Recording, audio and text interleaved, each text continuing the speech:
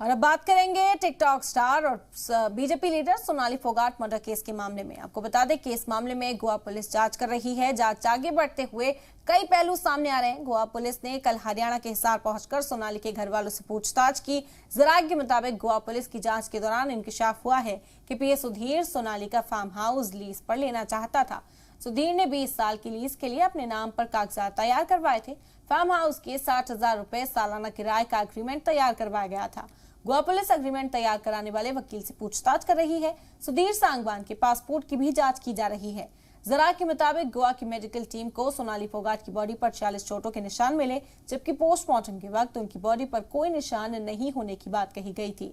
Police ने सोनाली फोगाट के farm house से चोरी के इल्जाम में शिवम नाम के एक शख्स को भी गिरफ्तार किया, जिसके पास फार्म हाउस का डीवीआर, लैपटॉप और चोरी का फोन भी बरामद हुआ है।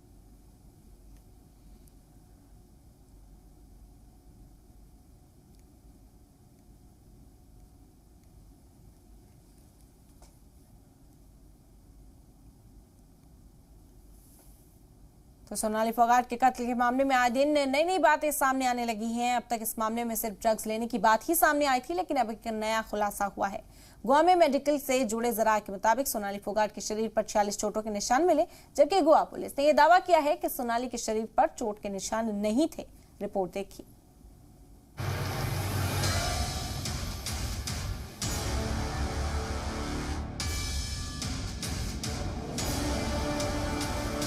सोनाली फोगाट की मौत के मामले में फिलहाल इस बात का कोई शक नहीं है कि उनका कत्ल किया गया था, लेकिन कत्ल कैसे हुआ, ये सवाल आए दिन नए नए जवाब लेकर आता है।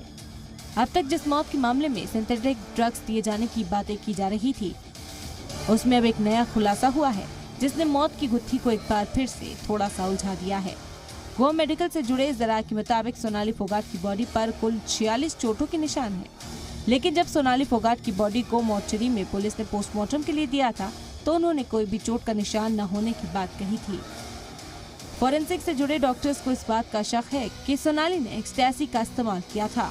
जराये से पता चला कि गोवा की मेडिकल टीम के डॉक्टर्स ने सोनाली फोगाट के मेटाबॉलिज्म टेस्ट की सलाह दी थी, लेकिन जरूरी सामान नहीं होने के सबब टेस्ट नहीं हो सका। ये विसरा का एक बहुत जरूरी टेस्ट होता है और सच्चाई को उजागर करने में बड़ा किरदार अदा करता है। अब गोवा पुलिस ने चोट लगने की बात से इनकार क्यों किया था, ये एक बड़ा सवाल है। फिलहाल एक और सवाल सोनाली फोगाट की मौत को लेकर उठ रहा है, वो ये है कि क्या सोनाली का कत्ल प्रॉपर्टी के लिए किया गया था। दरअसल बुध को हरियाणा पुलिस ने सोनाली के फार्म हाउस में कंप्यूटर ऑपरेटर शिवम को गिरफ्त में ले लिया। शिवम पर फार्म हाउस से डीवीआर, लैपटॉप, फोन और कुछ कागजात चुराने का इल्जाम है। हालांकि बुध को ही पुलिस ने शिवम को छोड़ भी दिया।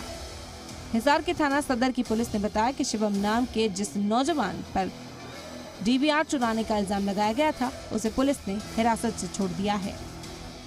दरअसल सोनाली के परिवार ने फार्म हाउस से लैपटॉप, सीसीटीवी कैमरों की डिजिटल वीडियो रिकॉर्डर और दस्तावेज चोरी होने की रिपोर्ट दर्ज कराई थी। इल्जाम फार्म हाउस के कंप्यूटर ऑपरेटर शिवम पर लगे।